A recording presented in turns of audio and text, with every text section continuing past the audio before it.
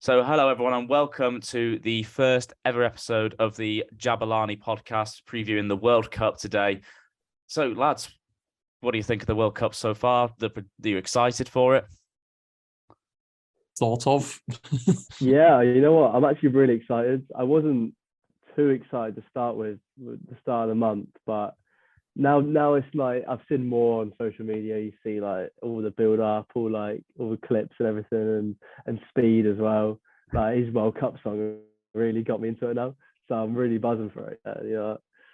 I'm buzzing. I think I'm about the same as that. So what we're going to do today is looking at our predictions for the World Cup. What we've all done is we've all gone on the Predictor website on Bean Sports, and we're going to say who we think is going to get through all the group stages, who we think is going to go through, and then who's going to win the tournament and why. So, lads, we've all got ours up.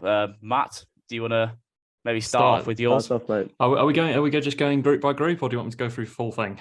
I say go group by group. Say who's going to go out for who's in the group, who's going to go in the group. And whatnot. Okay, Group A, I have Netherlands topping it. I imagine you two lads have both gone similar, and then I've got Ecuador going through. I think Senegal and Ecuador probably interchangeable, and then I have Qatar bottom.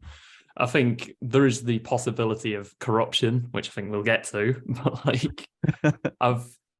I just think the bottom. You know, in November last year, so literally a year ago, they drew 2-2 with Azerbaijan. I don't see them being any good at all. So, yeah, I think Netherlands, Ecuador go through that group. Okay. And for the group that England are in?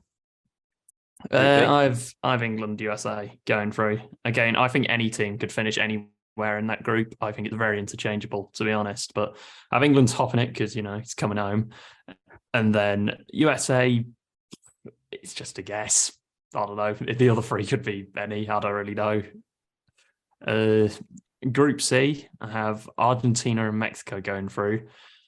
I think Argentina topping it, kind of guaranteed in my head anyway. And then Mexico going through. I think the only reason I think Poland don't go through is simply because I think it's only Lewandowski. I feel like people are vastly overlooking how good the Mexico side is in comparison to how good the Poland side is, at least in my opinion. So I think Mexico go through. Group D is probably my first bold prediction in a way. I'm putting Denmark top and France in second because I think Denmark will be the dark horses. I have another dark horse, but I think France, I don't think they'll get the World Cup winners curse by going out, but I don't think that they'll beat Denmark. And I think Denmark's will top it by beating the other two teams by a few more goals maybe or something. Group E, pretty standard stuff. I've got Spain top, Germany second. Group F, I've got Belgium and Morocco going through.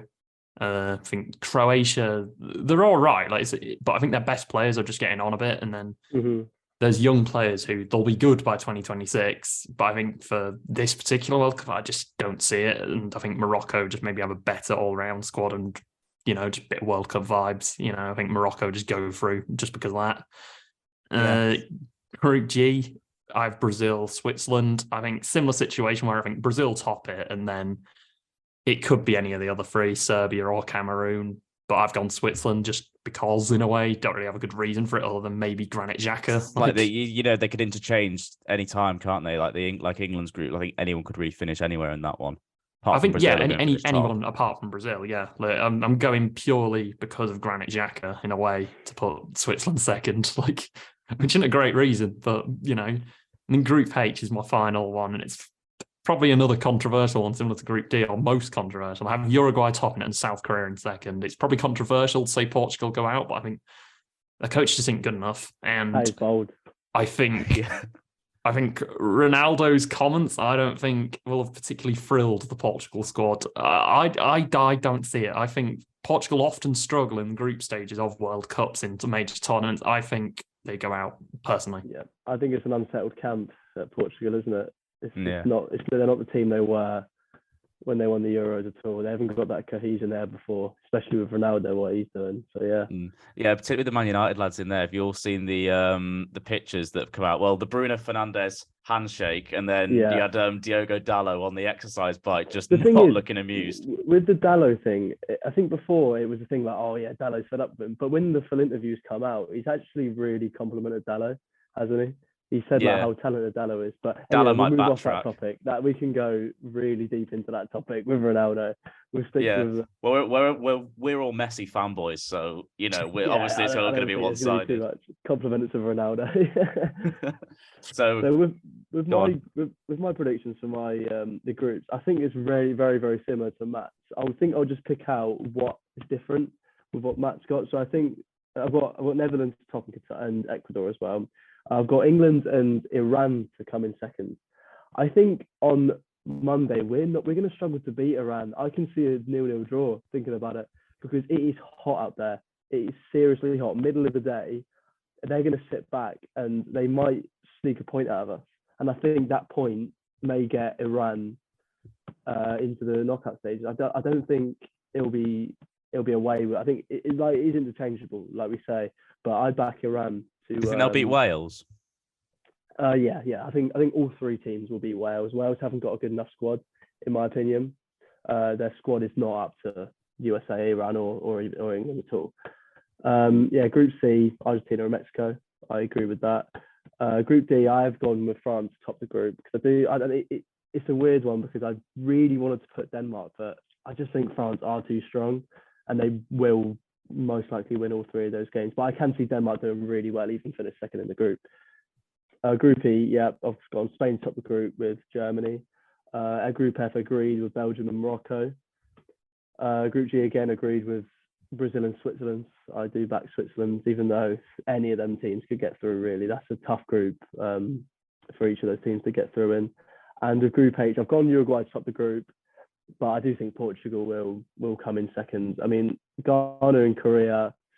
I think Portugal are too strong. I think they, like we say with the manager, I think the players that they will grasp results. I don't think they'll beat Uruguay though. I think Uruguay will win all three of their games, but I think Portugal will come second in that group, even though I wouldn't like them to, obviously. But I don't know. That's all mine. So very similar. Well, I've gone with so Group A. I've gone Netherlands and Senegal. I think even though Senegal have not got Mane, I think they'll be too strong for both Qatar and Ecuador to get through. And I've got the Qatar to finish last, and I've got Ecuador. Well, assuming that Qatar haven't bought this 1-0 win that we're all going on about, then Qatar are going to finish bottom. I've gone for Group B. I've gone England to top it, and Wales to finish second. So with that thing that you said about Wales, I just think that with Iran, I don't think they'll have the ability to maybe keep up with England. And with the USA, if you've looked at some of the USA's like qualifying games, they kind of look like a team of individuals. There was something in the press about how they were scared about their accommodation that the like US FA had like bought for them. So I don't think there's a very like unsettled vibe going on there at the US, and I just feel like it could culminate all in this one tournament with that whole team of individuals and things like that. Weston McKennie, Christian Pulisic, they're great players, but we've not really seen them work together yet. So that's why I've gone with USA not even qualifying, and then Wales have such a spirit that I think that would drag them through. Group C, I've gone Argentina top, and I've gone Poland to finish second over Mexico. I just think that I think the only reason is that Lewandowski factor. I think is going to switch it for them. I think he's had such a good season in La Liga that it's just going to continue, and I think he'll hat trick against Saudi Arabia easily. And then that form will just keep him on going through the whole tournament. And then obviously Argentina. I feel like anyone can get a hat trick against Saudi Arabia. Let's be honest here. Like Russia beat them 5-0. Like Cheryshev scored brace against them. They're not nothing really special. Oh yeah, I think that'll give him confidence though going into the rest of the games where he will demolish those teams. Maybe apart from Saudi Argentina. Arabia first, then. Yeah, I think that was one of the first games. And then Group D, I've gone France to top it. I was kind of thinking Denmark as well, because I was just thinking France don't look like a sort of squad compared to Denmark with their cohesion that we saw with the Eriksen situation. And I thought Denmark maybe top them. I could see it happening, but I just think that France squad is just got so much talent all over that I think it would just be too much for them.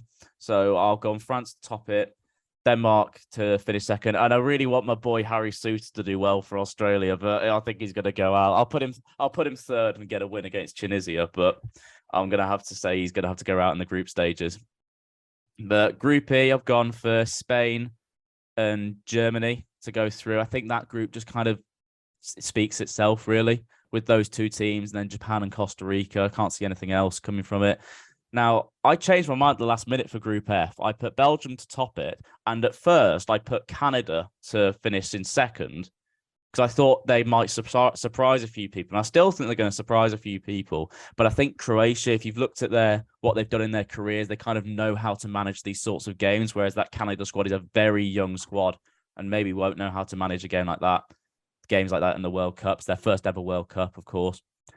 And then Group G, I think Brazil and Serbia I've gone for instead of Switzerland or Cameroon. So we've all gone different ones for that one. But I think Mitrovic is going to have a breakout tournament, to be honest with you. I think he'll continue his great form at Fulham and take it into the World Cup and just dismantle Switzerland and Cameroon in the process. So I've gone those two for Group G. And then for Group H, finally, I've gone Portugal and Uruguay to qualify. Although I can see Ronaldo having a bit of a strop at the tournament once he gets there, which may mean that he goes out, but you'll see they won't get very far, as you'll see in my predictions. All right, are we going round of 16? I'd say we go round of 16, same order. All right. First game I obviously had was Netherlands USA. Netherlands get through that. I think it should be a pretty simple 90-minute 2-0 win. USA have a few chances there and there, but Netherlands get through. Then I have Argentina, France. I think we see a repeat. Unfortunately, I don't want to see it, but I think France beat them personally.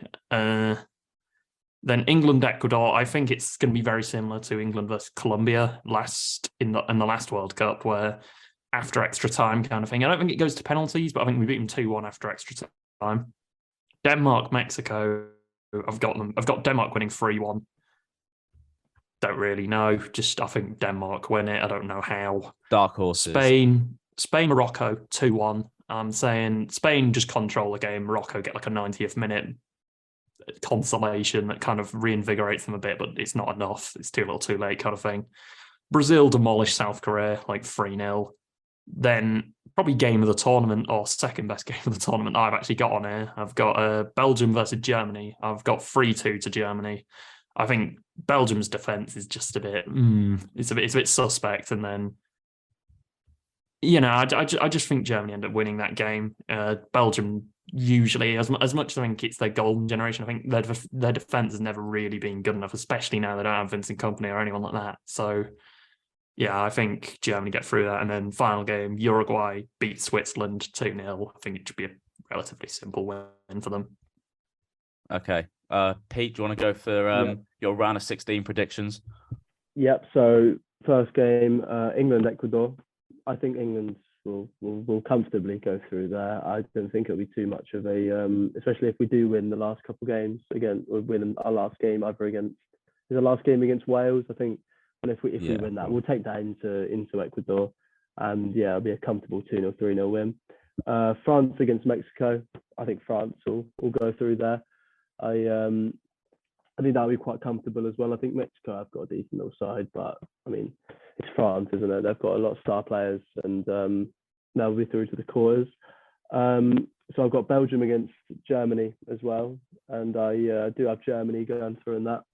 I think Belgium are one of them ones where they have quality in places like with Kevin De Bruyne, when Lukaku when he's on top of his game, but they have quite an old squad. They haven't got.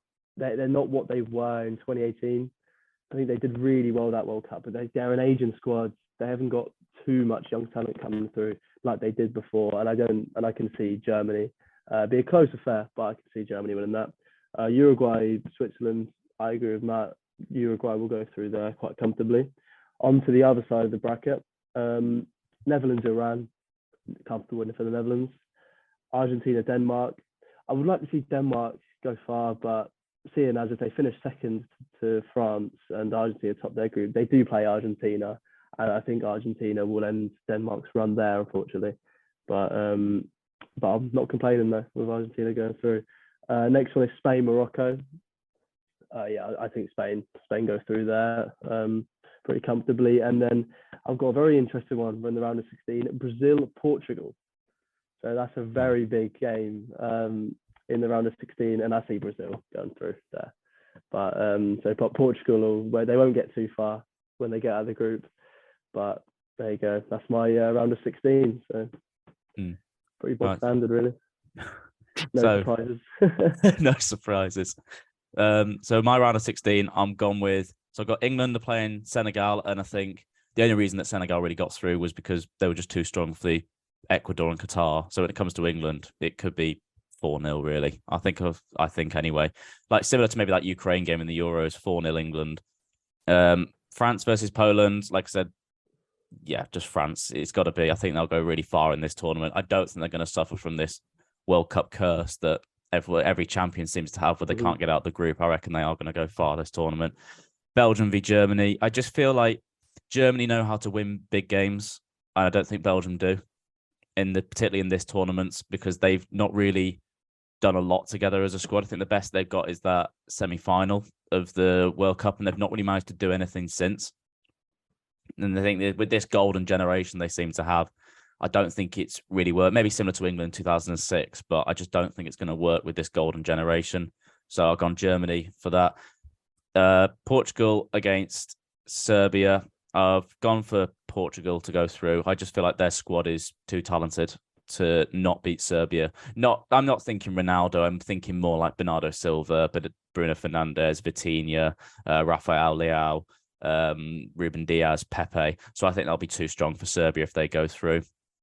On the other side, Netherlands versus Wales. It's just going to be a comfortable win for Netherlands, I think.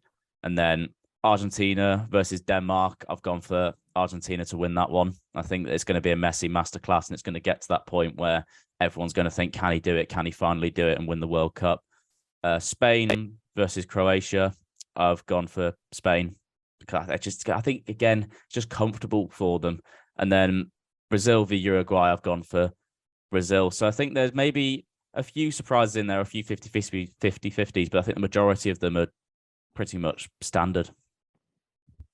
All right, quarterfinals. Do you want me to go first again? Yeah, go first again. Go on, Matt. All right. I have Netherlands versus France. I have Netherlands scraping through. I think they just about get through that.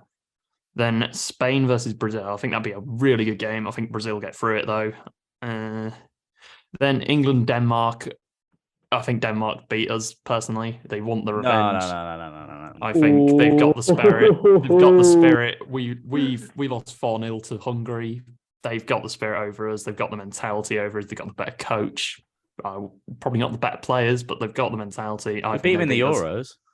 Yeah, and now they want revenge. I think Denmark beat us. I think Denmark go through. And then Germany, Uruguay.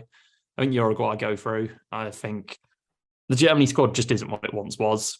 So I think Uruguay beat them. I think they've got a really good squad. So yeah, Uruguay go through. Okay. Go on Right. then, Pete. Let's see yours. I'll move on to mine. So my first quarterfinal is England-France. I think England will take into penalties. I think they're going to win on penalties. Oh, We're going to do it. We're going to beat France. France, they're a good side, but England are just different in these moments. I feel like we've got that. I mean, I wouldn't talk about bias. There might be a bit of bias there, but I'm not arguing. All right, England are going through. Next one is Germany against Uruguay. So this is an interesting one. I do think Uruguay will go through. I think Uruguay beat Germany. Yeah, I think they have got a really good team, and I do think that Darwin Núñez is going to have a very good tournament. I think Núñez, Valverde, they will shine in this tournament. I think Uruguay will go through to semi-final. And then we've got Netherlands, Argentina. I think this will be a really good game, but I do have Argentina going through. So I think it'll be like a 3-2. I think that'll be a great game. Yeah, that could be a penalties job. Yeah. I think that'll be very tough for Argentina, but I can see them going through. Next one is Brazil against Spain. I think Brazil will run away with this. I think Brazil are very, very strong. Spain have got a great midfield, but going forward, I can't see them breaking down a defense like Brazil's. I think Brazil sort of win that 1-0, 2-0. And yeah, so that's the quarterfinals. There we are. All South American apart from England for me. Well, I've gone for a very different approach to Pete because my ball knowledge is better. But I've gone for England versus France. I think if England come up against France, there's no chance that we're going to win. Oh no! Don't want it to happen though. I don't think there is. I think what will happen though, but I think that France will go up 1-0 really early. We'll dominate the rest of the game, and then they'll hit us on the counter with Mbappe, who'll play it to Benzema, and then they'll win because they will have our defense will be Maguire, Stones, Trippier, just all trying to chase Mbappe on the counter attack, and I don't think they're going to catch him. So France are going to go through. But to be fair to us, France are one of the only teams I think who can beat us one of the few teams I think who can beat us at the tournament. Germany versus Portugal's the next one, and I just didn't say Portugal are going to go far, so I think we know who's going to go through on that one. I said Germany know how to win big games, and I think that will take them through against this young Portugal side, bar Ronaldo. And quarterfinals, Netherlands v Argentina. I reckon that's going to be a class game. That is. I reckon it'll be so good. I think it'll be one of those. It'll be like extra time and all penalties, but I think it'll be one of those where it's like quite a cagey affair, but there'll be a lot of goals in it. So I can agree with that 3-2, like you said earlier. Spain, Brazil. I've gone for Brazil on this one. I just feel like their attack is just star-studded at the moment, and I feel like that will take them through against a Spain squad that haven't got, I don't think, a standout goalkeeper after they didn't take De Gea. And I think that could be a 3-1 job to Brazil. Okay, I like it. I like that. All right, semis. Go semis and final. No one cares about the third place playoff. Right, we're going. So only 2 games. I'm going Netherlands, Brazil. I'm saying 3-1 Brazil. I think Brazil really show their quality there. I don't think that it'll be like domination, but I just think when Brazil get the chances, they'll take them against Netherlands 3-1. Then Denmark, Uruguay. I have Uruguay winning 1-0. Darwin Núñez, 89th minute. Absolute limbs. So you think Uruguay are going to get to the final? Yeah. I've got 27 reasons why Darwin Núñez savior of the Red. Mate, he's going to have an unreal tournament. I agree with him. Do you think the Uruguayan national anthem should be changed to that Darwin Núñez song? You get a P on that, yeah. I mean, I've got to say, I don't know what the Uruguayan national anthem is. I know what that is. I don't know. It should be. I know the Danish national anthem, so I could win. We could just put them through for that. But no, I'm saying Uruguay. Are you sure you're not Danish? Because you love Denmark, don't you? Like, I do like Denmark. Having them to beat England. Ooh. Tell them why you love Denmark, Matt. Well, I mean, there's a lot of reasons. Certainly, football manager's a big part of it. They're a very likeable country. They are. I like them a lot. Like, yeah. Anyway, those are my semi-finals. So your final is Brazil, Uruguay. Brazil, Uruguay. That's a great final for South America. That is. Who have you got? I would love that. Who have you got there? Let's hear the final. Oh, what, are we just going straight into the final? Just hear the final. Right, okay. I've got Brazil winning 1-0 against Uruguay. I think Uruguay do shock a lot of people. Same with Denmark, but I don't see them winning. I think Brazil, they've got too much quality. I think they just win it. All right, nice. So my semi-finals, I've got England, Uruguay, and Argentina, Brazil. So I'll start with Argentina, Brazil. So this is the game of the tournament. This will be a huge Messi against Neymar, the South American derby. But I've got Argentina going through to the final. I think this is the sort of game that Messi will shine in, and I can see them winning. I'll say a 3-1 win, and I think Messi will be unstoppable. So I've got Argentina into the final there. England against Uruguay. So this will be another entertaining one, I believe. But I've got Núñez to score early, and then I've got John Stones to score a header in the 90th minute to equalise. Takes it to extra time. All the way for extra time, goes to penalties, and England win on penalties again into the final. Come on. England are in the World Cup final, in my opinion. I think we're going to do it. Is this just pent-up rage of missed penalties that you think we're just going to go for on penalties? From not winning one in our history to winning one in 2018 to winning 2 in 2022. It's going to happen. And then the final, England Argentina. This is my dream final. Personally, being a massive Messi fan, this is my dream final. But no matter how much I love England to win this, the bias has to end here, and I think Argentina will comfortably win the World Cup final against England. And yeah, Messi gets his World Cup, and England are heartbroken again, unfortunately. But third place playoff, Brazil, we are Uruguay, blah blah blah. I mean, I don't think that's what I'm interested in is, would you rather lose like that to Argentina, or would you rather just have my fate of just lose 2-1 to Denmark? Like, yeah, you know what? I think I'd love the journey. I think, like, say if it did happen like it did, with that Stones equaliser, the limbs would be incredible, winning 2 shootouts. But yeah, the heartbreak would be just awful. But yeah, I mean, I think that's how it's going to happen. I do think that's how it's going to go down, and Argentina are going to win the first World Cup since '86. That final for you must be like, in the journey we had to pick between like Danny Williams and Alex It's Hunter. not that, I mean, it's like you've seen them videos where it's like I'm 99% of me wants England to win the World Cup. There's 1% of me that's like just wants oh, Messi to do it. Yeah. Yeah.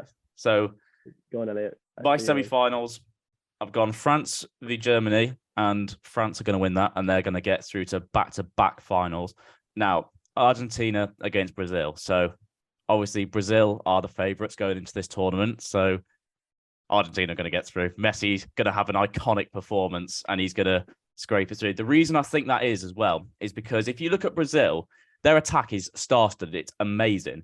Their defense is a little bit weaker. They've still got Dani Alves, who's about nearly 40 now. You've got Thiago Silva. It's an aging defense. And I feel like if you put an attack on them, like just get Messi to drop a little bit deeper so he can go in between the defense. Or if you put Dybala, Lautaro Martinez, I think they may have too much for them in that. And it could be a 3-0 or 3-1 maybe, because their attack's really good. But I think Argentina, with exploiting that Brazil defense, I reckon they're one of the only teams that could do that with that little gem that is Leo Messi. And the reason for that is I think Argentina are going to win it. If Messi gets to the final, I just think it's destiny. Yeah, it's his 1000th game. So that's why I'm going Argentina are going to win the World Cup. France going to finish second. Even though France may be a better team, I just feel like if it's Argentina in the final, I just think there can only be one outcome. I think Higuain misses a sitter, and then Mario Götze scores in the 113th minute. Yeah. But I feel like with the Copa Mario America, Götze for France, that is. They were playing. They were playing for him. The Argentina team, they're playing for Messi. Like that Copa America, when Messi talks, everyone shuts up. Like they adore him, that Argentina team, and I feel like they wouldn't. I don't think they'd slip up like they did in 2014. They'll finish their chances. They won't be like they're not going to have the Higuain offside, the Higuain sitter. Yeah, they'll have Lautaro Martinez and Dybala to finish chances rather than Higuain. Yeah, exactly. And Alvarez, to be fair. And Alvarez is underrated. Alvarez is underrated. So there we go. Me and Pete both gone Argentina. And Matt, you have gone for... Wait, who did you go for? Brazil, yeah. All right, so it's coming to South America. It's not coming home. It's coming to South America. Yeah. I could see it be like three teams in the semi-finals. I mean, I've not predicted that on mine, but I could see 3 like South American teams in the semis. That's what I've got. I've got Uruguay, Brazil, Argentina. I could 100% see that. Because I think if Argentina beat, I can't remember, France in mine, I think they then beat the Netherlands as well and get to the semis. But I've just got France over them because.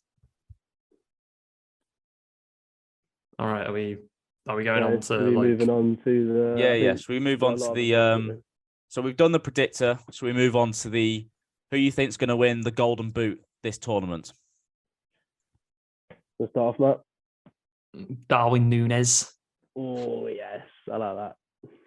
100%. I'm backing him, especially because I have Uruguay going to the final. I think he just does like that. There's no real explanation to it other than Uruguay make it to the final. I think who's going to score their goals? Most likely, Darwin Núñez. So that's all it is. Okay, nice one. I've got. I just do have Harry Kane.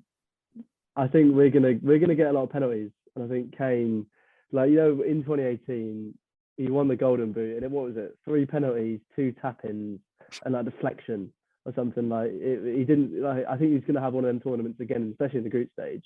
He will get those tap-ins, those headers from corners, those penalties, and he will sort of stat pad in the group stage. I do feel like Kane will score quite a few, but I think Nunes is definitely up there. I think another player that's up there that I do think will score a few is Vinicius Junior. I think he'll score a few for Brazil. I think he'll be that outlet, and he's got that pace against what is it, Cameroon, Serbia, and Switzerland. He's got that pace, so I can see him scoring a fair amount in the group stages. Yeah. Well, I think it kind of all really depends on who you've got going far in the tournament, because I wouldn't have put Darwin Nunes because I've got Uruguay getting knocked out in round of 16. But my Golden Boot winner, I'm going to put as my boy Benz, the coldest footballer in the world. The drip god. Yeah, the drip god. If Argentina and France meet in the final, I think Benzema's pretty much nailed on to get the Golden Boot at that point. Also, if you look at the teams that they're playing in the group stages as well, they've got Tunisia and they've got Australia. So I reckon Benzema can get a hat-trick in one of those games. Even Mbappe could get a hat-trick. So to hold him down. Oh yeah, no, he wouldn't. No, against Tunisia, not against Australia. Yeah, so that'll be a nil. That'll be a comfortable 0-0 job for Harry. But against Tunisia, I feel like he could easily get a hat-trick. And then if you look throughout that tournament, he's got England. I reckon he could score 1 against England. Poland, he could get 2 against Poland. Germany, I think he may score the decisive goal. He comes up in the big moments. So I'd go with Benzema Golden Boot, maybe 6 goals, 7 goals ish. I think Benzema's going to do it. So moving on, maybe to your player of the tournament. Who's that going to be? Oh, Vinicius or Neymar? Like Vinicius Junior or Neymar for me. Mm-hmm. Why Neymar? Again, well, Brazil go far, and I think one of those two is the player of the tournament. There's no real more thinking behind that. You've gone to win it, innit? You've gone to win it. So that does make perfect sense. It just depends who shines between them two, I guess, isn't it? Yeah. I'm going to say Neymar, because I think Vinicius Junior could have his moment later down the line, whereas I think Neymar, he's not that old, but this is kind of his World Cup to prove that he isn't just some fraud, essentially. So my player of the tournament, this is going to be Lionel Messi, in my opinion. I think group stages wise, I don't think he's going to do too much. But when it's in those important games like that semi-final against Brazil, the quarterfinal against Argentina, he's going to be that player to step up and get those results. And I feel like even if he doesn't score many goals or get many assists, he's going to be playing every game, 90 minutes, every single game. He's going to be on the ball so much, and he's going to be that man that's going to take him to the final. And I feel like he'd be the one that'll help him win it. He's so important in that Argentina team. He dictates everything that goes on going forward, and he'll be the one to, especially if Argentina win it. I think there's no other player, in my opinion, that can win it other than Messi. If Argentina win it, do you agree? I agree, because I'm going to say Lionel Messi as well. I think if Argentina win the tournament, it will be down to him. I think he's one of the few players, I think, who has the ability to turn a team from being an okay side into a great side. I feel like he'll continue that form throughout, make people better around him. I think there's no reason why he can't do it. I think that whole frustration of 2014, if you look at those pictures of him looking at the World Cup trophy in recent years when he was doing a presentation there, he wants this one so bad. And I think I think if he does go far, he has to win that player of the tournament. I don't think if Argentina win that trophy, like I said already, there can't be another player of the tournament except Messi for me. What was the next one that we were doing? I will say I agree that if Messi makes it to final, he absolutely has to win. Yeah. Right, what was it? Goalkeeper, did you say? Goalkeeper, like the best goalkeeper of the tournament. Probably Kasper Schmeichel. I don't really know. I just think the reason Denmark will do so well, in my opinion, is that it'll end up being that their defence, because let's be honest, the attack isn't insane. It's more like, I think defensively they'll be very solid, and then Schmeichel's going to be, he's what, like 36 now, but I think he's going to do very well. And so if they make it to semi-final, I think he has to win it. So yeah, I'll say Schmeichel. As I've got England to win 2 penalty shootouts, it'd be rude not to say Jordan Pickford. I think he shines in these tournaments, and he should have won it. I don't care anyone says, he should have won the Golden Glove in the Euros. He had a better tournament than Donnarumma, in my opinion. And I think, yeah, if I've got him to win 2 penalty shootouts, and he's going to play a massive part in winning both those shootouts. Here's a controversial take. I have Jordan Pickford. I think he's going to make a huge mistake this tournament. Do you think? No. I don't think he's got. I think he leaves his mistakes in the league, and he brings the prime Pickford into the World Cup. The one thing I will say is that for England, I've seen him a few times, particularly, well, it's more in the Nations League game, so maybe he just can't be arsed for them. But one of the things I've seen with my dad is my dad doesn't like Pickford. And there's a big reason for it. He's like, whenever he plays for England, I just sometimes think he's going to make a mistake. And there's been a few times where he's like been really erratic coming out for a ball, and like either Maguire's cleared it off the line or a defender's cleared it off the line, and I've gone, oh, okay. So that's why I think this may kind of culminate in a big mistake.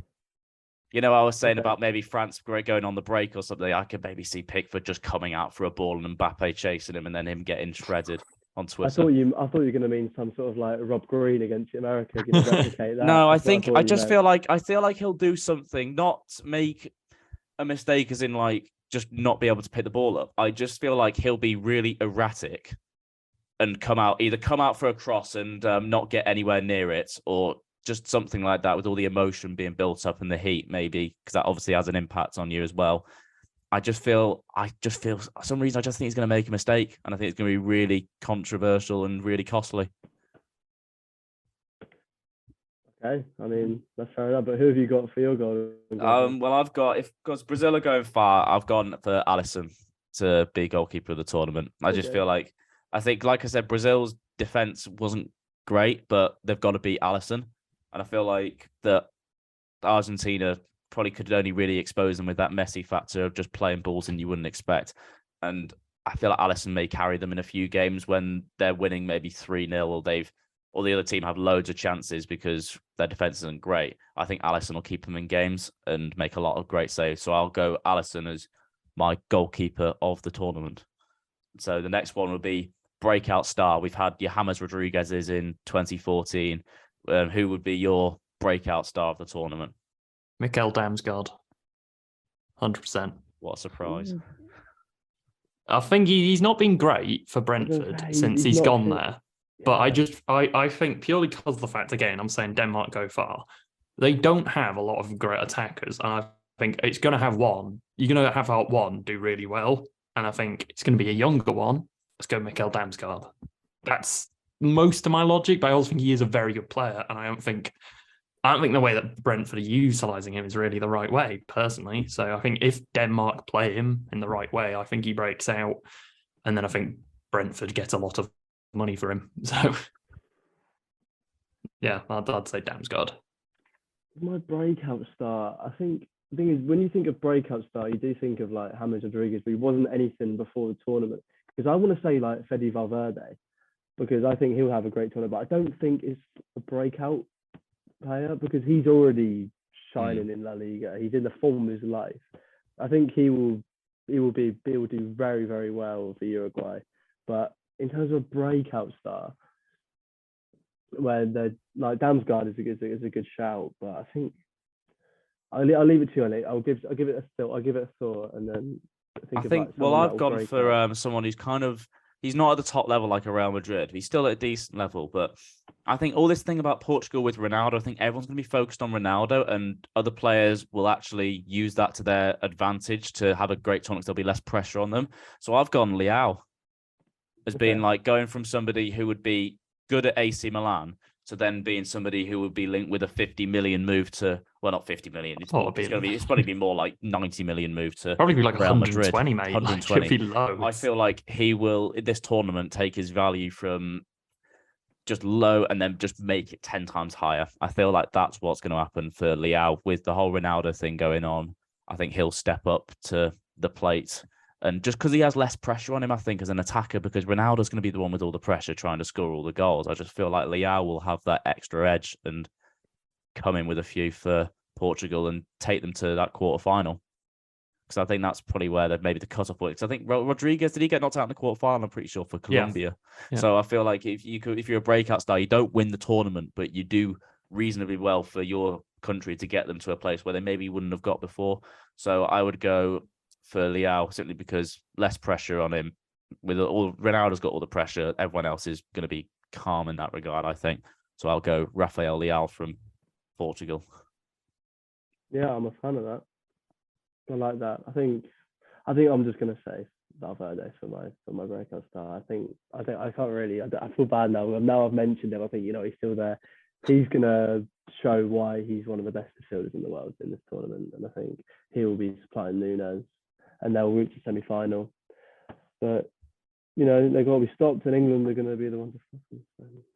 Sorry, Valverde, but I think Bellingham's going to be too much for him when he plays us. Yeah, so moving on now, I think we'll just go on to our nostalgia. So our favourite World Cup memories, what are the iconic moments, players, and then Matt's going to do a quiz of where are they now. So, lads, your favourite World Cup memories? My first one was I can't pronounce his name, Schwabalala, like the Shabalala. The South African first goal. That's my first memory of a World Cup for sure. I don't think it's my favourite, but it's definitely it could be up there. To be fair, it's a very good one, But best one, I'll pass it over for now because I've got to think through. But I think a World Cup memory that's quite funny to share is the first game that I ever watched, a football game I ever watched. Technically, I'll say a memory. It's not a memory, but the first game I ever watched was Brazil against France in the 2002 World Cup final. I was born a week before, or like a few days before, and when I got taken home, literally as I took home, I got put on the chair, and the World Cup final was playing when I got back. So as a baby, I was like a few days old, and I'm laying there, and Ronaldo is playing against France, bagging two. So that's the first ever. My dad told me anyway, so I don't know if I was probably sleeping, but Your dad's bullshitting. but no, I worked it out. It actually was, because I'm 27th of June is my birthday. So, and they said that how many days of hospital. So it does work out whether I watched it, but I think it's quite funny. I think. Yeah. To think that was the first game I watched, but that's a unique memory. Yeah. I don't know about you, because I think my first time getting into football was that 2010 World Cup, and this is more like a funny moment. I think about the first game of football I remember bits of watching Match of the Day before I got into football, but then the first game of football I actually proper sat down and watched was England against USA on ITV. And I remember everyone was just so what happened was England were passing it around in midfield, and all of a sudden an ad break comes on for ITV, and then everyone around with us was just like, because I was with my dad's mate, we were like, what? And then it came back on, and England had scored, and Gerrard, and all it was just Gerrard celebrating. And I remember just thinking, what is going on? Why have they just cut this? So that's probably one of the first football memories I've ever had, but it was just like a funny memory in a sense, because it was, we just had no idea what was going on. We didn't see the goal, and all of a sudden England were 1-0 up against USA. It went from complete zero emotion or well, what's just happened, to yes, get in. And we don't know why we were celebrating. I think I know what my favorite is. It's not. It's kind of just funny. I think more than anything. I think it's one that it's not like England or anything, but it's Germany's 7-1 win. I remember I think it kicked off. I want to say it must have been at least 8 UK time. It was quite late, I remember, or something. I was I'd have been about 12 or something at the time, maybe 11. And I just remember my dad left the room because, he had to go. Well, I'm fairly sure what he was doing was my sister's light wasn't working upstairs, so he had to go fix the light. He came back down after about 10 minutes, and it went from 1-0 to 5 or something. And I remember just laughing my head off when he came back down because he was like, "What's happened? What's going on here?" I've got a great story on that game. I bought a Brazil shirt on the day of that game. Ooh, If you were the England class. play It's your Brazil, can fault. you buy a Brazil shirt Yeah, on that yeah, day? do that. Yeah, I Yeah, will. World I Cup will. final, That's buy a a promise. Brazil If England shirt. play Brazil, I will definitely buy a Brazil shirt. I may go into my overdraft, but I'll do. I'll do it. It'll be fine. But yeah, I bought a Brazil shirt. I loved watching Brazil at that time, and I really kind of after England, I just kind of wanted a team to root for. So I was like, I'll just go Brazil, and I really wanted this Brazil shirt because it was just iconic with like the yellow and the green and like the little hints of green here and there. And I said to my dad, I really want to get it. So we go down to JJB Sport and Ooh, throwback. throwback, and we get a Brazil shirt, put it on, get ready to watch it, and yeah, in comes the demolition. Yeah, in contrast, when England went out, I wanted the team to back, and my dad was always sort of like enjoyed Germany in football, and yeah, so that the team that we were rooting for were Germany. That ended up obviously winning, and that game was so much fun to watch. Just they were like, just to think that Sami Khedira bagged against but like Brazil in the Macarena in the World Cup. Like and they were 7-1. Like just I remember that so well, and it was brilliant. But I think my favourite World Cup memory, I think with a lot of people that are English, it's Trippier's free kick. Oh yeah, no, I back you on that. To be fair, I was at NCS at the time, and we were in Dorset, and it was the first week of it, so we were like camping in the middle of nowhere in the sticks. So we weren't even sure if we were going to be able to watch the game because England had just beaten Sweden on the weekend, and we're thinking, oh, we're going to be able to watch it. So me and all my mates were buzzing, we're going to watch it. And this is a bit of a long story, but so it's a day before. Imagine it's a day before England are playing Croatia in the World Cup semi-final, and the day before there's a lot of everything goes down, and something very bad happened. So the day after that, when the day England are playing up, I don't know what time we played them. Do you remember? It must have been the evening. yeah, Yeah, it think was. so. It was like it was kind of like 5 o'clock, I think. Then it got Okay, like that darker. makes I that reckon. makes sense because we all the lads in our NCS group, so loads of us, all got taken into this white like mess tent sort of thing with one of the NCS leaders, and they said right.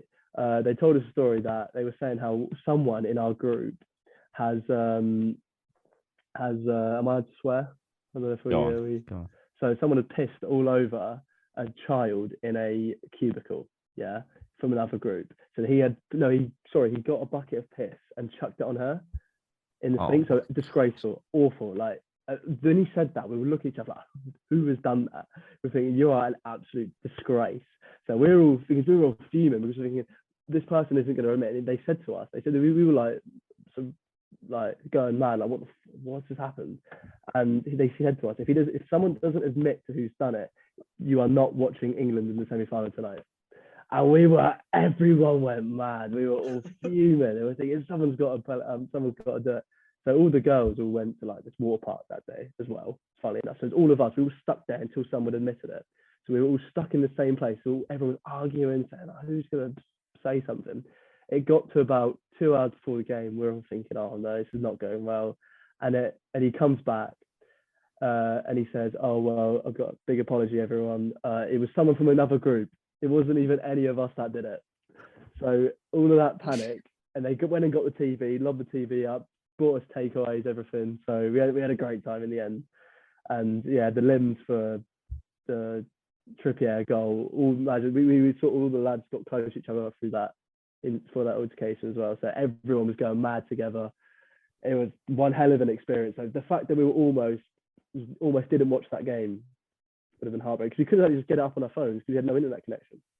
Yeah, it was so far out of the sticks. So yeah, that was a hell of a scare. But yeah, I mean, we lost anyway, and I cried. I won't lie, but there you go.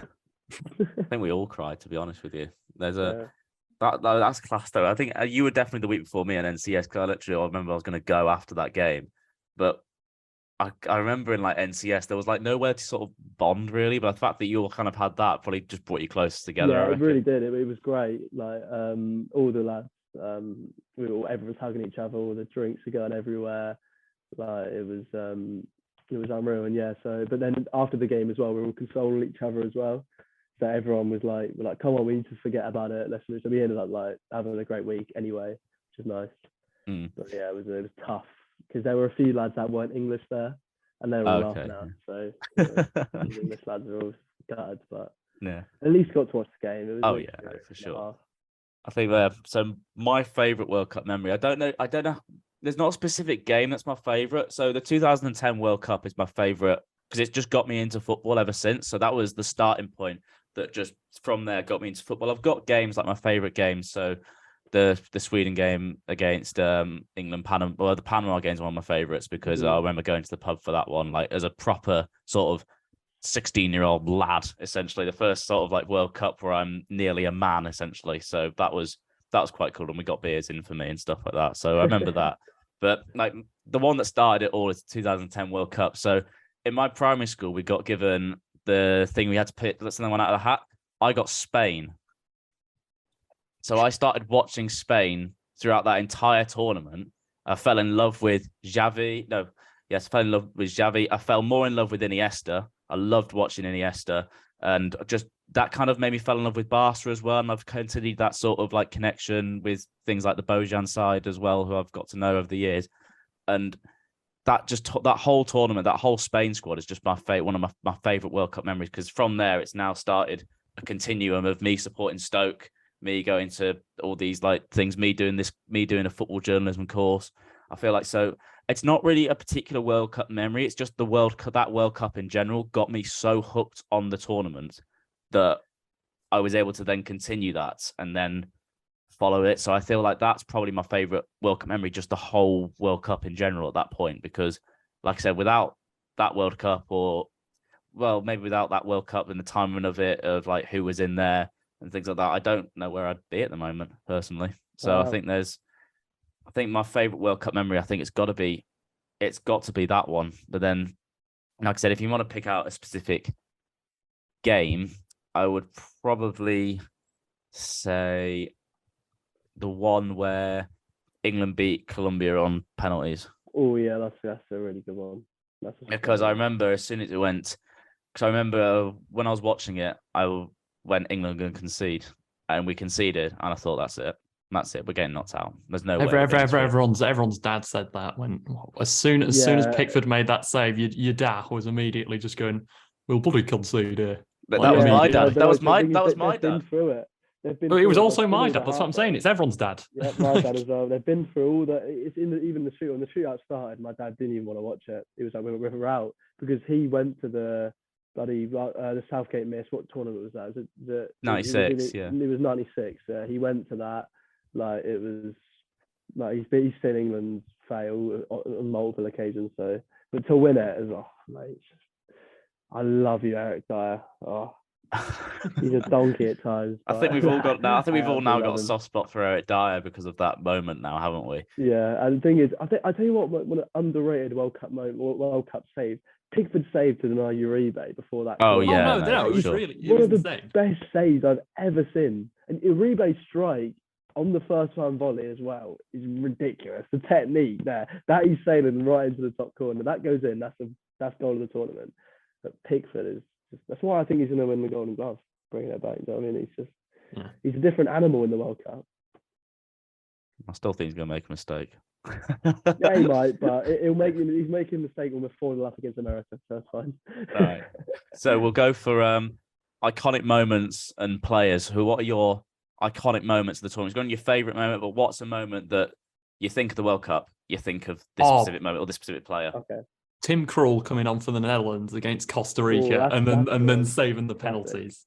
That was such a shithouse moment, though, wasn't it? It was, because I wanted Costa Rica to go through. I think everyone did, but like, it was honestly what a masterclass by Louis van Gaal.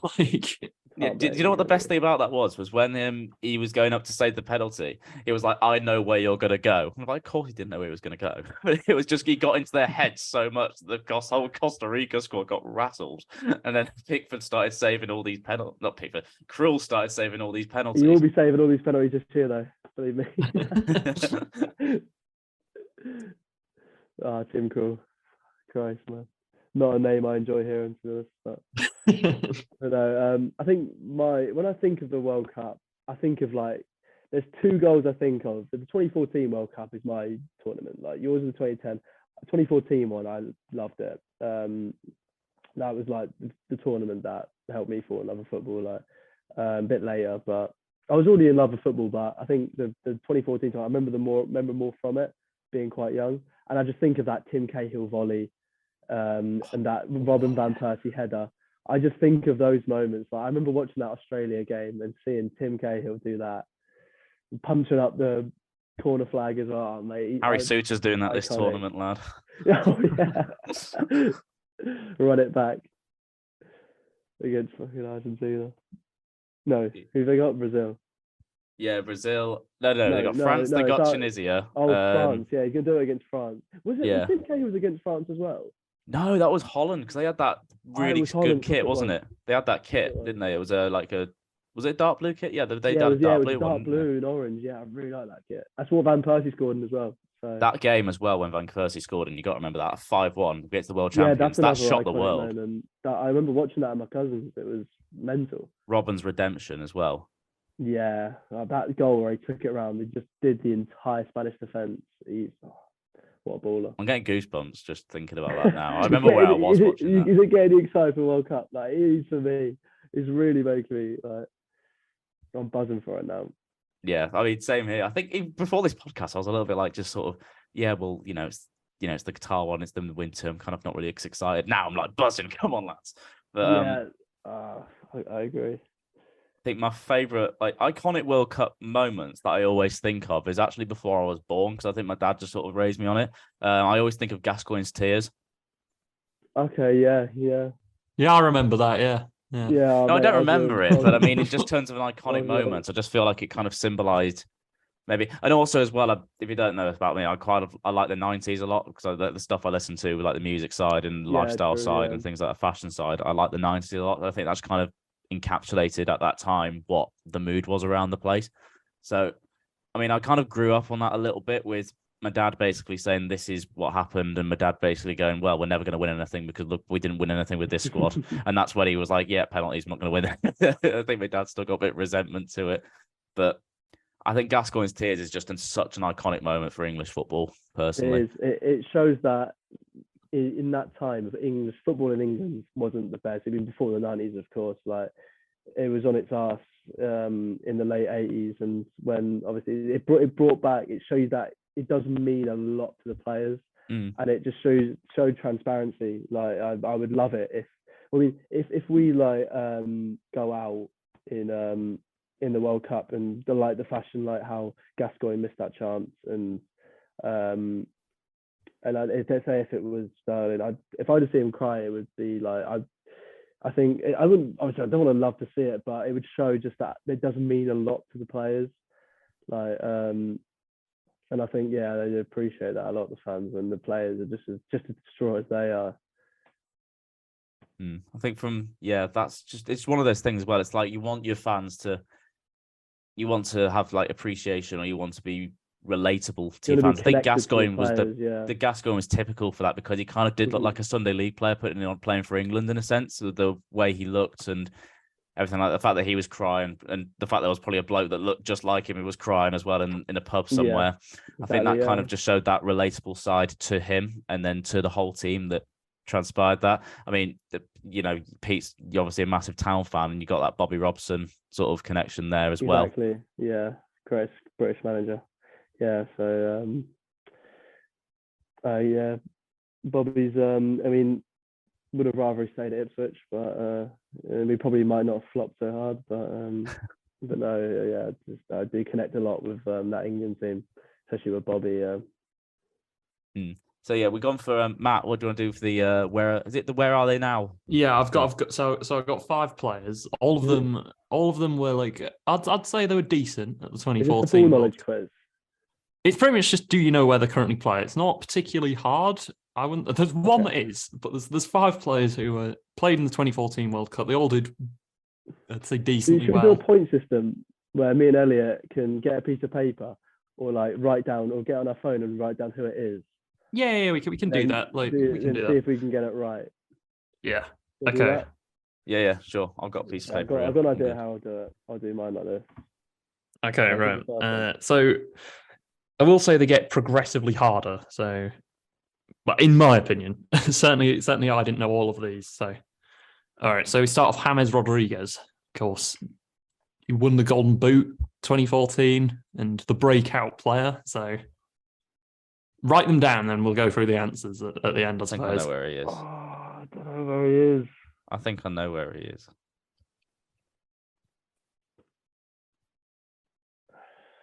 Do you have your answers? Yeah, I got Hang my on. answer.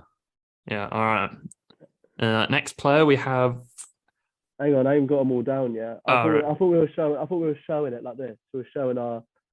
No, then so one by we'll one. do all five and then we'll. Okay, let me get a yeah. pen real quick. Sorry, lads. Alright. There we are. So, first one. I put it down. All right, second player we have Divock Origi. I feel like many people forget how good he was in the 2014 World Cup. Oh yeah, no. I 'Cause I think agree, all the yeah. Liverpool fans started hyping up about Oh, it. Like, yeah, they no, did pe- every pe- player pe- like Ryan Brewster. People thought he'd be insane. Like I think he did average for Lille, and then he signed for Liverpool after that because he had an insanely good World Cup for a young player. All right, next one we have Mario Götze, of course, scored the winning goal.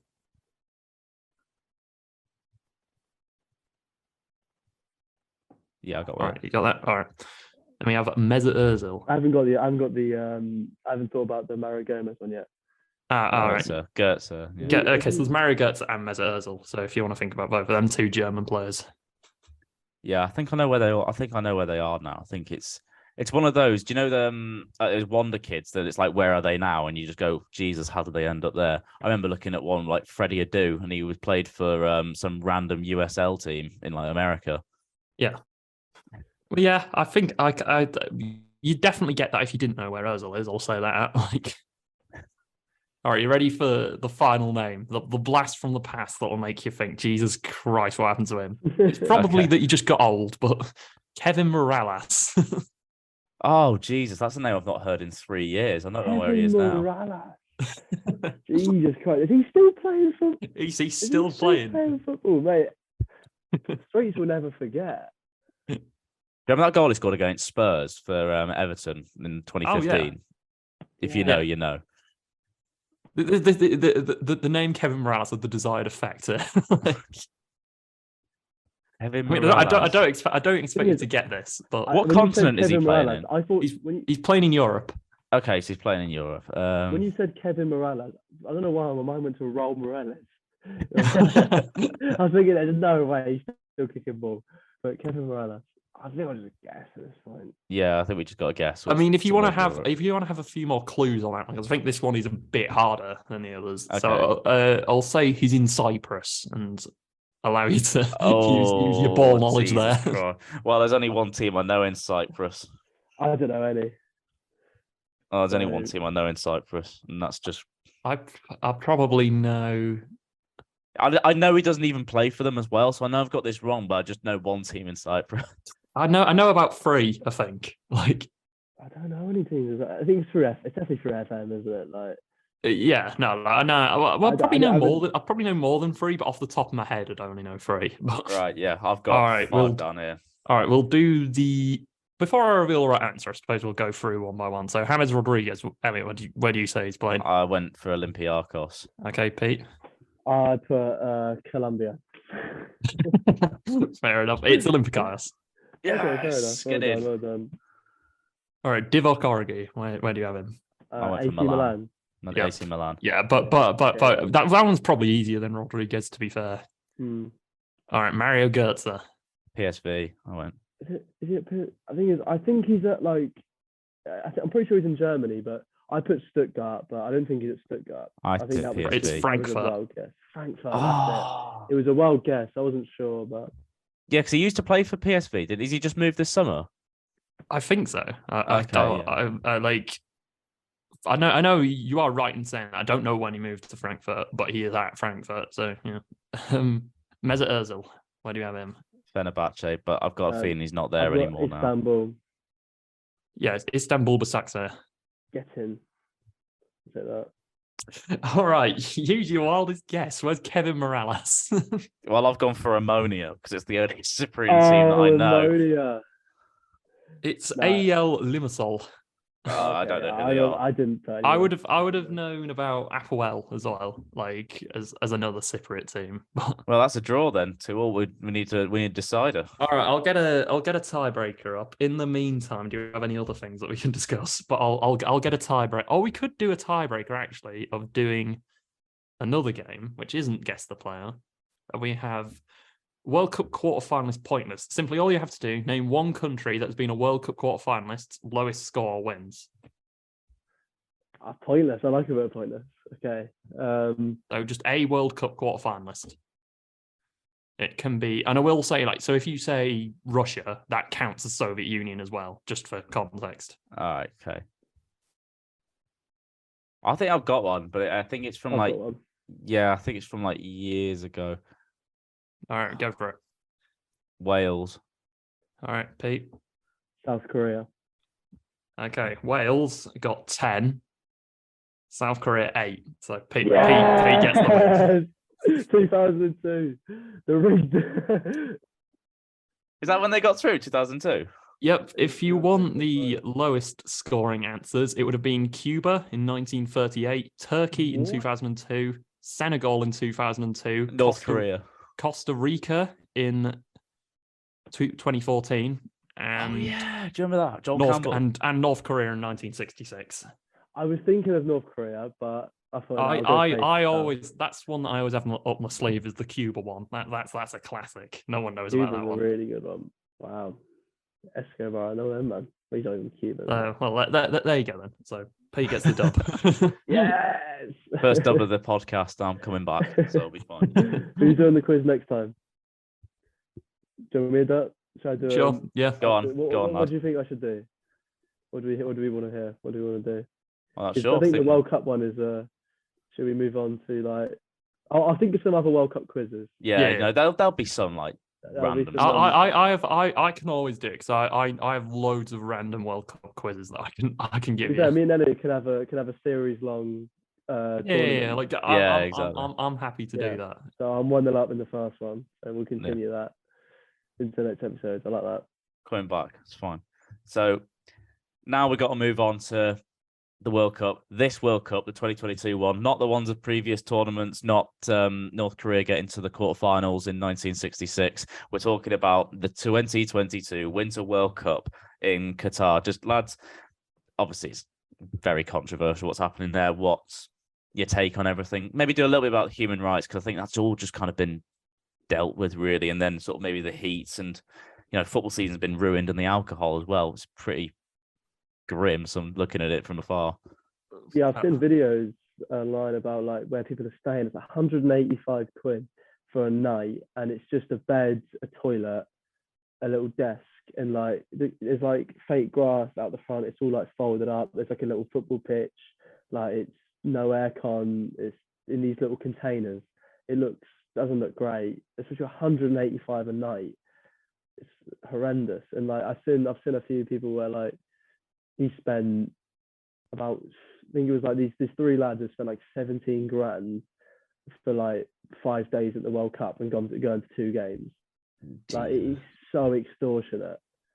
And I just, in this time in the like, you can't like spend that sort of money and to get that, especially that quality as well. Like they're going to be staying in these little containers every night. Like, I don't think they're prepared at all for this. 1.2 million people to come, and their population is only 3 million. They're going to get 1.2 million extra people in this country. Outrageous. I mean, that kind of porta cabin thing, do you know what that reminded me of? Do you know, like in school when there was a construction site and you'd have this like supply classroom? It's like paying like £200 a night just to stay in like this old school thing. They're even smaller than that. Like, yeah. It's like having a mini version. you're right, because when we had exams in high school, we had when you have to put all your bags and like your coat in, we had a container to put it in. So it's just like that. They were staying in these fucking containers that we just put in our back. Like it's like I see millions of them in Felixstowe, shipping containers. People are sleeping in them. Yeah, Oh, I mean, but that obsessed with them, they've made an entire stadium out of them for crying out loud. Oh yeah, they do. Thing is, they do that. They have made these stadiums. The thing is, I've looked at the stadiums and everything. But the thing is, when the World Cup ends, they can actually take off half the stadium, and they can use it for other things. So these stadiums aren't just going to stay. They're going to half the capacity, half the size. And I think these containers allow them to sort of, it's quite renewable. They can move it on and build hospitals, build schools with these things from the stadium. So I think that's actually like fair Well, enough.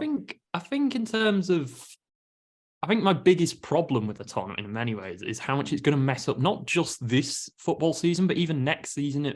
Even though COVID probably messed up things more, Yeah. I think it's messed up so many things, and it messes up the 2 seasons, both sides of this tournament as well. Because, you're cramming in a load of games and then it's something going to bottleneck now and then towards the end of the season as well.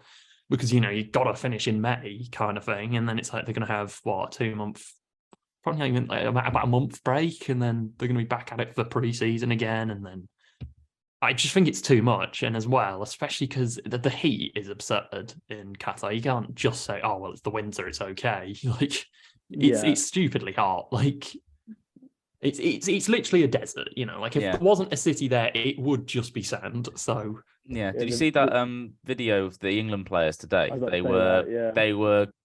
They had like this fan with water, like just drops of water coming out. Every single player was just straight on it as soon as they were there, and you wouldn't have that at any other tournament. I don't think even the Brazil one where they had all the drinks breaks. Oh no, they would never have had that. They would never have had a fan with loads of water in it, so a player could pretty much dehydrate himself. Yeah, like, oh man, that's why I think that we're going to struggle against Iran, because I think that midday it's going to be boiling, and first game of the tournament. I think I don't think we're going to batter them, but I think if there's going to be anyone that's going to take points off us, it will be Iran. I don't think USA and Wales have got the minerals, because I mean, especially with Wales, they're with the conditions, they've got the same conditions they're used to as us, but Iran are used to this hot weather, and they're going to come prepared to sort of sit back and tire us out and let us play. We'll be playing the ball around, but they're going to sit so. Anyway, going back to Qatar, so I've got a bit of a that's cool, man. No, that was. I think it's interesting how we've said South American countries are going to do really well. And imagine this factor of the weather as well. They're going to be so used to that. It'll give them an extra advantage. They have the tropical regions in South America. I think the countries that struggle most is European teams. We're used to playing football in like 1 degree, like weather. Yeah. If there was a World Cup in Iceland, European teams dominate, let's be honest. But you might get Canada up there, but you're going to see a team like Mexico just think, what the hell's going on here? Yeah, exactly. You're going to see Saudi Arabia. I mean, they never really, the best I think they've done is round of 16 in 94. But other than that, I don't even think they've done anything of note. But I think this World Cup, maybe Saudi Arabia cause a few more problems. I don't think they will. But our group there. I don't think they will. I think the one battering of the entire World Cup, I think it's just going to be Argentina 5, Saudi Arabia 0. But yeah, I agree. I hope so. Messi stat bad. I'm saying Messi hat trick, Alvarez bags, and Martinez just randomly runs up for a corner and scores. Lisandro Martinez scoring a header. Yeah, Christ. I just think it'd be funny. I just think it'd be funny. They must be very small then, the defenders from Saudi Arabia. No, I'm more just saying that because it's funny. I mean, I'm fairly sure they are though. Because on FIFA, there's those whenever you do a forfeit of bad players and or really short players, a lot of them are from Saudi Arabia, I swear. Yeah, you're not wrong actually. A lot of them are from that region. It was always, and remember, always the meme team in FIFA always used to be India, didn't it? Yeah. Yeah, Sing. I think that's kind of they're all Sikhs. So yeah. They had a, but yeah, moving on now. There's the alcohol, I think, as well. Probably going to be a big factor for fans. I don't think it's really the tournament for the fans. I think in some regards it is. In some regards, I think it is, because if you look at the size of Qatar, you could get from the bottom of the country to the top of the country on a train within about half an hour, 20 minutes maybe. No, but that's like the only good thing. But that's like, so it'd be great for a player, I think, to sort of go, well, I can stay in the same hotel. I don't have to move around. I think that would be great. It'd be good for a fan. I don't have to stay in this accommodation, even if it's not the best accommodation, let's face it. But in terms of that regard, I think, oh, that's actually right. But then not having alcohol in there, that's a massive staple for particularly an English football fan, a German football fan. And I think not having that in there kind of takes the enjoyment out of it a little bit. Well, like, I just think it's not for the fans at all. I mean, like, there's going to be fans in, like, 36-degree heat at night, not with air conditioning, forced to listen to a Robbie Williams concert without alcohol. Like, bloody hell. Like, that's poor.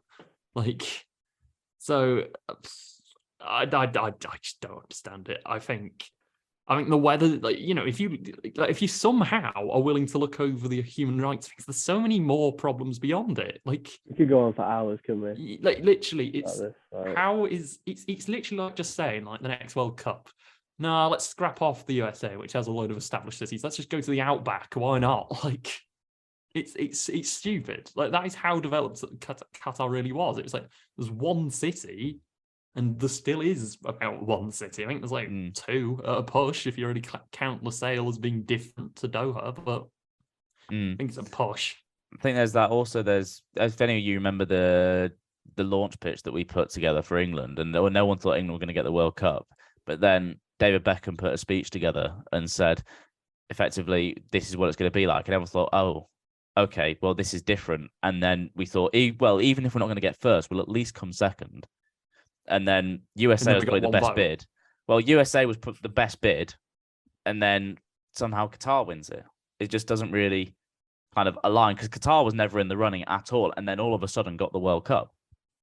Yeah, I think it was a big shock. I'm ethical completely about that. I mean, I think there's no point going too much into it, because there's so much, like, the corruption. Like, they should never have got the World Cup. Well, at the end of the day, I mean, for me anyway, I don't care where the World Cup is. I'm still going to look forward to it. I'm still going to watch it. But from the people who point of view who are going to it, the supporters, even the players, it's just, why can't we just have it? I mean, it's very sort of selfish to say, oh, why can't we just have it in a European country? Because with how it interrupts our season, it does also interrupt seasons in South America, America, like Mexico, Canada. They interrupt this when it's in the summer anyway. This time it doesn't, because it's in this time of year. But in the summer, it interrupts their season.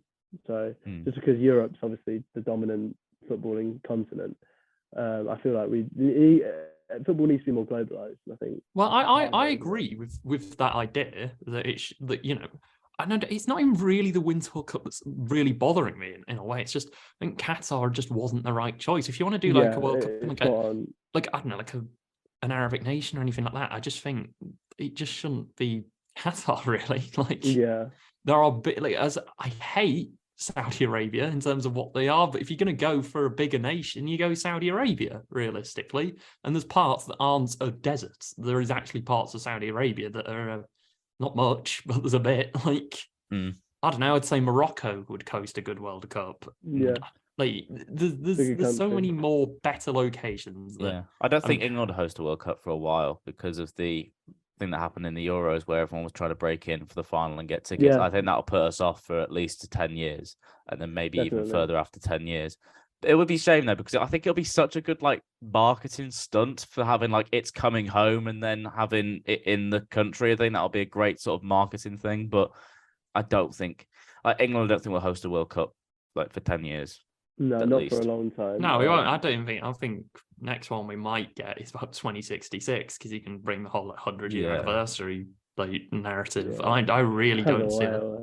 A Great Britain one, but I really don't see it. I mean, maybe we can, like, I don't know. It would have to be a very good bid, but I think with just how World Cup bidding works at the moment and everything, you have to have a lot of political clout, or we'd have to hope that a load of Western allies aren't bidding, and we're the only Western country actually bidding, and then we get the votes of every single Western country. Because other than that, there's no way that we get the vote of like, I don't know, like let's say Canada's running or USA's running, everyone's going to vote for that rather than England. That's just how it is. So yeah, for sure. But yeah, I think we'll probably leave it there for now. But up there, yeah, I think leave it there for now. If you have enjoyed this, please make sure to obviously share it, subscribe, follow us on Twitter and everything else. But next week, I think we'll be looking at the first few weeks of games. We would have kicked off by then. We would have known what the score is for the England game against Iran. And 5-0. Predictions 5-0. I'm going. He thinks 0-0, but 1-0 England. I'll say 1-0 England, but I don't think my real prediction's 2-1 England, I should say. Yeah. But I think it'll be close. I think we're going to come back next week and it's either I'm going to be proved right, I'm going to be proved wrong. I hope I'm proved wrong. I hope we batter and play him off the field, but I think it'll be tough. Yeah, we're back next week. We'll be in a studio as well, so that'll be much nicer than being on this Zoom call. But yeah, we've really enjoyed it, and yeah, we'll see you in the next one.